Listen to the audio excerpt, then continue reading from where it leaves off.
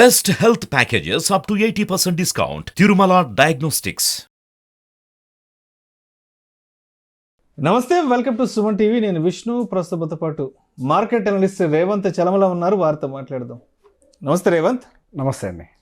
రేవంత్, గత కొద్ది రోజులుగా ఎర్ర సముద్రంలో అంతర్జాతీయ వాణిజ్య నౌకలపైన హౌతీ తిరుగుబాటుదారులు దాడులు చేస్తున్నారంటూ కంటిన్యూస్గా వార్తలు చదువుతున్నాం గత 10-15 రోజుల నుంచి. ఏంటి అసలు ఎవరు ఈ హౌతీ తిరుగుబాటుదారులు? ఎందుకు వీళ్ళు ఈ అంతర్జాతీయ నౌకలపై దాడులు చేస్తున్నారు? ఈ దాడులు జరగడం వల్ల అంతర్జాతీయ వ్యాపారంపై ఎటువంటి ప్రభావం పడే అవకాశం ఉంటుందంటారు? అండ్ ఎస్పెషల్లీ మన మార్కెట్లకి ఇది ఏ విధంగా ప్రభావం చూపిస్తుందంటారు?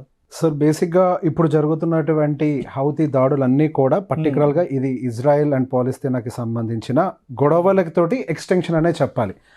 గత 2 సంవత్సరాలుగా మనం గ్లోబల్గా ఈ వార్స్ తోటి సఫర్ అవుతూనే ఉన్నాం. అండ్ అవి ఒక దగ్గర ఆగుతున్నాయి అని అంటే ఆగే పరిస్థితి కనిపించట్లేదు. వాటికి ఎక్స్టెన్షన్స్ అనేవి కంటిన్యూ అవుతున్నాయి. సో మనకి పర్టికులర్గా ఇజ్రాయెల్ వర్సెస్ ఇప్పుడు మన గాజా మీద కంటిన్యూస్గా ఇంకా దాడులు జరుగుతూనే ఉన్నాయి. ఇప్పటికీ కూడా ఆ వార్ అనేది ఇంకా కొలిక్కి రాలేదు. సో ఆ గాజా మీద అటాక్స్ ఆపేందుకు వాళ్ళకి సపోర్ట్గా మనకి ఇప్పుడు ఈ రెడ్ సీని టార్గెట్ చేశారు. ఈ పర్టికులర్ సో కాల్డ్ మిలిటెంట్స్ అంటారు, టెనెంట్స్ అంటారు, టెర్రరిస్ట్ అంటారు. The name could be anything, but this Houthi group is targeting the trade ships in the red sea. So బేసిక్గా రెడ్ సీ ఆ పర్టిక్యులర్ జోన్ ఏదైతే ఉందో అది మనకు పర్టికులర్గా ఏషియన్ అండ్ యూరోపియన్ కాంటినెంట్స్ని కనెక్ట్ చేస్తూ ఉంటుంది. సో మనకి ఇక్కడి నుంచి వెళ్ళేటువంటి ఎక్స్పోర్ట్స్ అయి ఉండొచ్చు, లేకపోతే అక్కడి నుంచి వస్తున్నటువంటి ఇంపోర్ట్స్ అయి ఉండొచ్చు. మనకున్నటువంటి one major connecting highway. So బేసిక్గా ఈ కనెక్టింగ్ హైవేని టార్గెట్ చేసుకుంటూ అక్కడికి వస్తున్నటువంటి ట్రేడ్ షిప్స్ మీద అటాక్స్ చేయడం మొదలుపెట్టింది.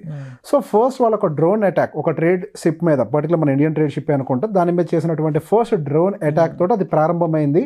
అది కంటిన్యూ అవుతూనే ఉంది.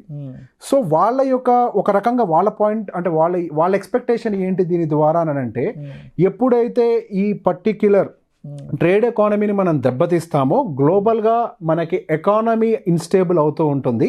సో రిసెషన్ కానీ అదర్ ఫియర్స్ కూడా మార్కెట్లో క్రియేట్ అవుతూ ఉంటాయి.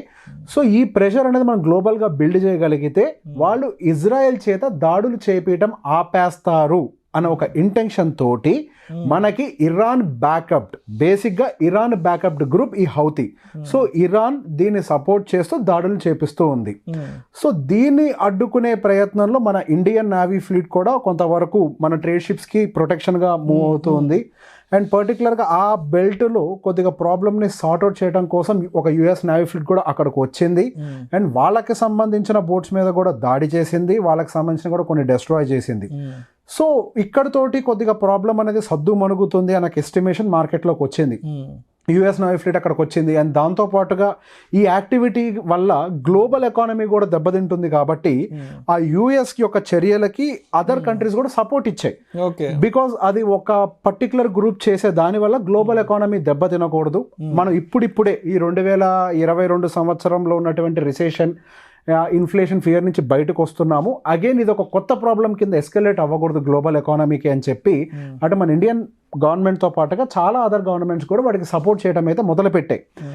సో మనకి ఇక్కడ ఇంతవరకు ఏ ప్రాబ్లం కనిపించలేదు. ఆ తర్వాత పర్టికులర్గా ఇరాన్ అనేది వాళ్ళ నేవీ ఫ్లీట్ని అగేన్స్ట్ యుఎస్ నేవీ ఫ్లీట్గా పంపించడం మొదలుపెట్టింది.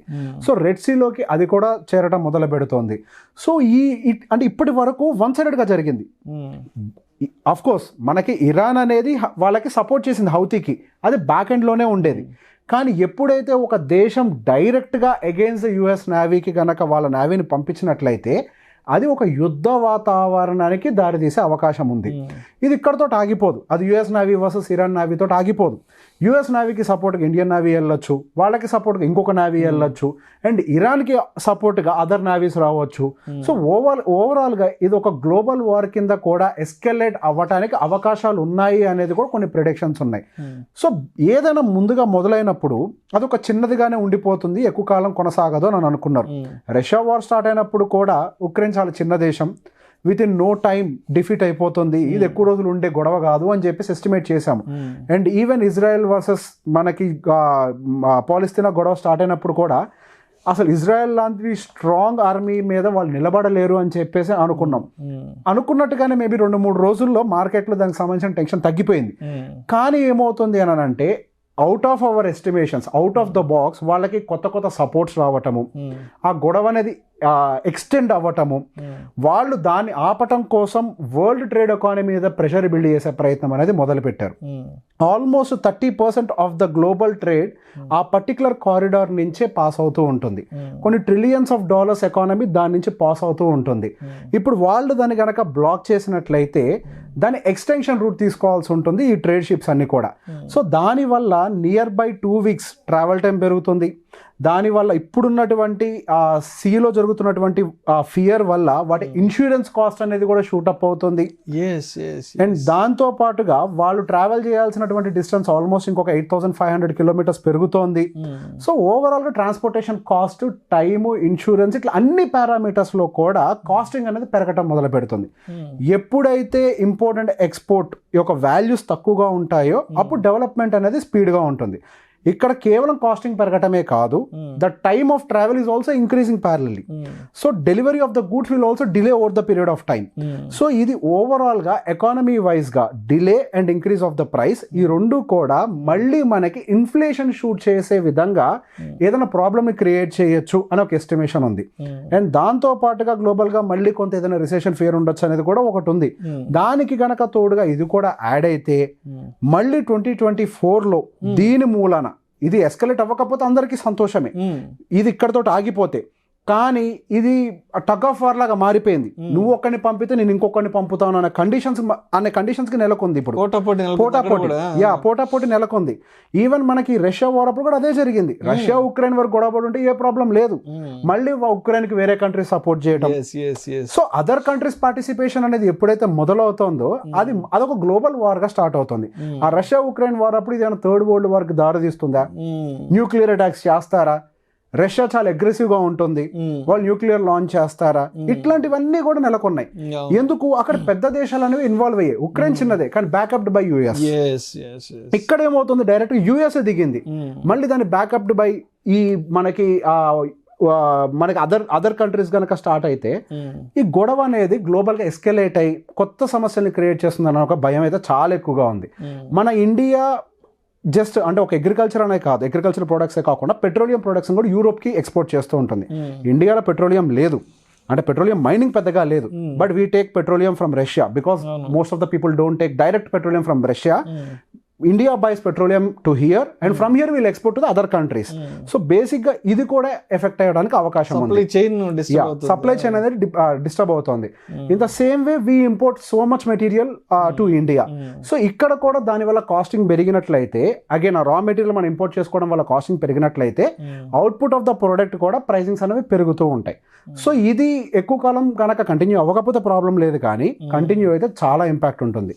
దీనికి ఎంతలా ప్రాబ్లం క్రియేట్ అవుతుంది అని అంటే, మనకి రెడ్ సీలో పర్టికులర్గా సియూస్ కెనాల్, ఆ రెడ్ సీలో ఒక చిన్న భాగం, ఒక నారో కార్నర్ వచ్చేసరికి సియూస్ కెనాల్ అని ఉంటుంది.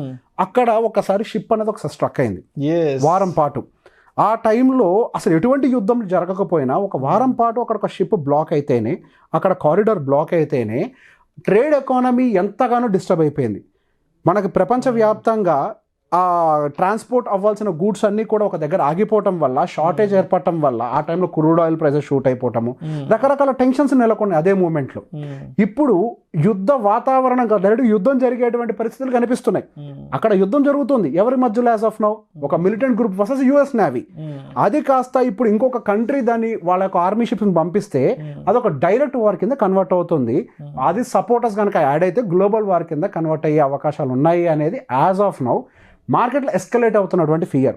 అది ఏ విధంగా దారితీస్తుంది అనేది ఎవ్వరం ఎస్టిమేట్ చేయలేం. Just like Russian Ukraine war 1-2 weeks అయిపోవాల్సింది ఎక్స్టెండ్ అయింది.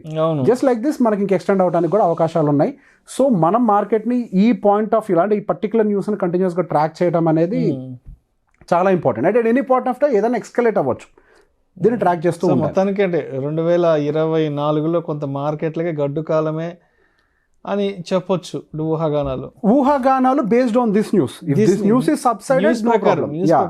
ఈ న్యూస్ ప్రకారం ఇది కనుక సబ్సైడ్ అయిపోతే ఎటువంటి సమస్య లేదు. సబ్సైడ్ అవ్వకపోతే ఇది ఎస్కలేట్ అవుతుంది, సబ్సైడ్ అవ్వట్లేదు. సో దీన్ని దృష్టిలో పెట్టుకొని ట్రాక్ చేయడం చాలా important. Right. Thank you so much Revanth. Thank you అండి.